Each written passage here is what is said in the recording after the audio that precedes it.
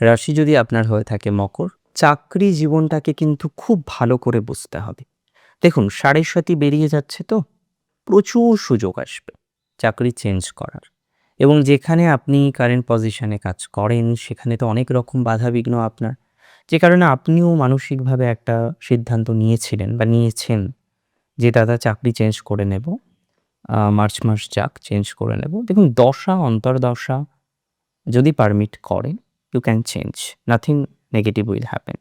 আপনার জন্মছকে যে দশা চলছে, যে অন্তর্দশা চলছে, তার পরিবর্তনের সাথে সাথে আপনি কিছু পরিবর্তন করতে পারেন। কোনো অসুবিধা তাতে হবে না।